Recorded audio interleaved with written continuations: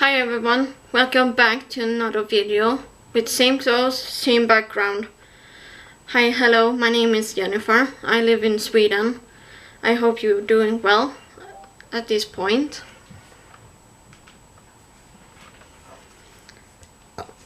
In this video you see on the title METOO, my story. And you're probably wondering why now? Why now, really?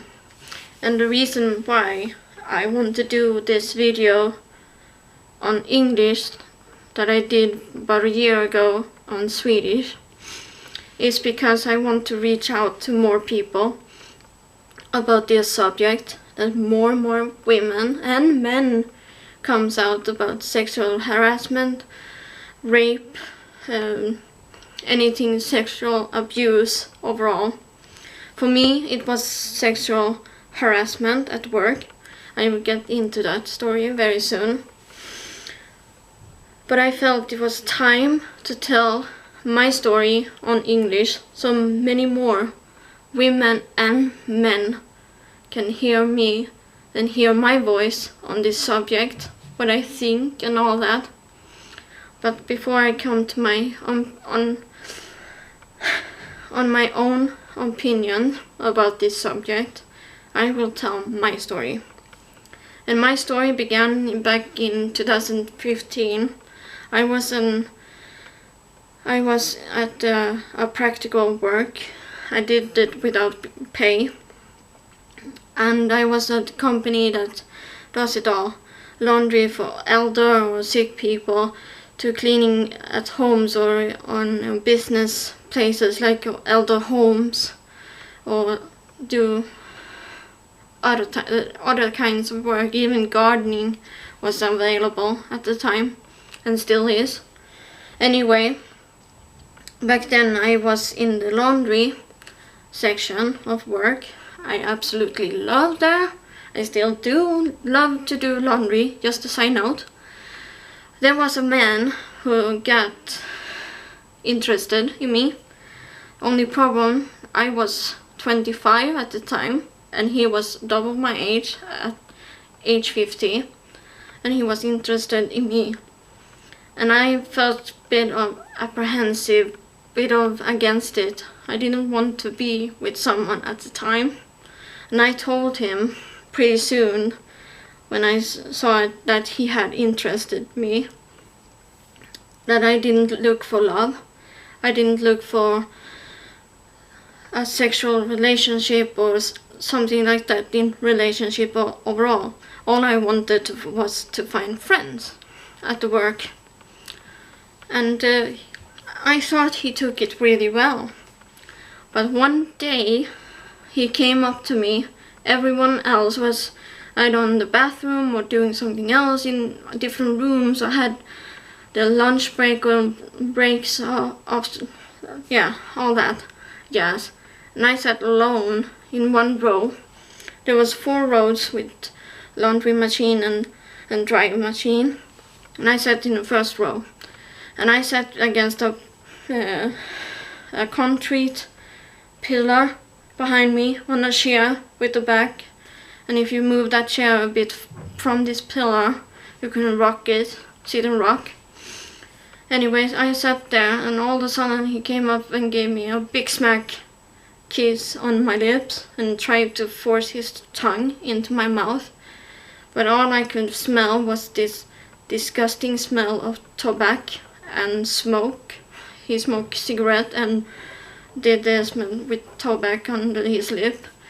And I felt so disgusting and so sick to my stomach. So shortly after that had happened, he gone away and do something else. And one of the chiefs of this area of laundry came back. I just went up to this person and told them I don't feel good, I want to go home, or I need to go home. And she cleared me and said, okay, you can go, we see you in the morning. And I said, okay, yeah. Also, and then I left. And when I came home, this was around the same time I had just gotten this apartment that you see me in. So as soon as I came home, I called my contact person on this company, and I was crying, literally crying, and she kept asking what's wrong, what happened, all that stuff. And she was an amazing person, nothing bad to say about her. And I told her the whole thing, and she wrote it down as she listened on me, so she had my written statement as well. And the first thing she said, this was sexual harassment on the border to become a rape on the work. And I was terrified when she said those words, because all I knew this was sexual harassment. I didn't know it could be leading to a rape on workplace even, because we were literally all alone in that big room. No one to see us or hear us because the machine was so loud. So she took it very seriously, which all chiefs or contact person should do, whatever reason. Rape, sexual harassment, sexual abuse are not okay. Period. And the next day I got the day off from work because they needed to talk to him about it and tell him some things to be changed with him. He got to move workplace and move away from the city because I couldn't bear to see him. So the Monday, the next week, I came back and I could feel so much better, much freer.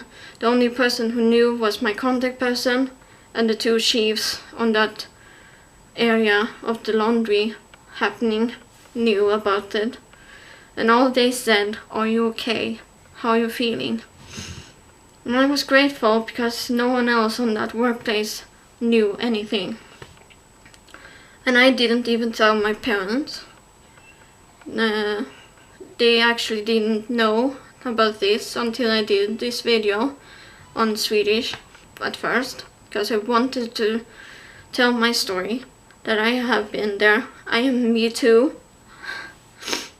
and I feel so much for you who have been through worse. I have a friend who has been through both abuse, being battered, and raped.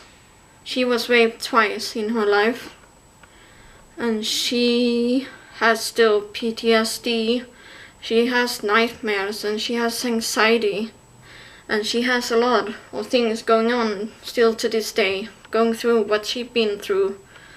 Will take time to heal, take time to trust a man or even a woman in her life again in that level. And I can tell she is a strong survivor that goes through the normal stuff that the survivor or victim of rape and sexual abuse and sexual harassment should go through. Even I did. The first 6 months after this happened, I had nightmares, I had anxiety attacks. And when I came back to that workplace a year later, because I became employed for a year at that place, I went down. I almost gave up that time. And I went on anxiety pill, a medication that will help me with those feelings. And they did help, but about a year ago I decided to not go on them.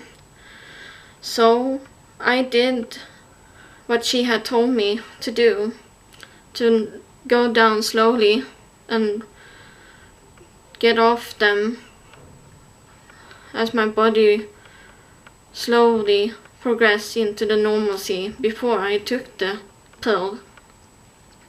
And today I feel so much better. I still have my bad days, but I know how to handle them. I know how to get myself up again, even if it takes 1 to 3 days to get up and be back on normal level again. But they are very few and very far between. Worst is in the Christmas time and Easter, I think. No, Christmas is worse. Christmas to New Year. That's when my bad days are, and there are reasons behind it. I have told you in that video about my anxiety, where it came from and all that stuff. I think I did the video. If I didn't, do comment down below so you can get that later in another video, maybe with new background. Anyway, I hope you will have great time after you have seen all these 3 videos with this background for the last time. And I hope you will have a great Halloween if I don't do a video around that time. I have thinking about doing a video, but I don't know on what subject or what it should be about. If you have any ideas or something like that, just comment down below or comment on my social media that stands in the info box. I am open for anything. So until next time, have a happy Halloween if you don't see me in a new video by then. Alright, bye bye!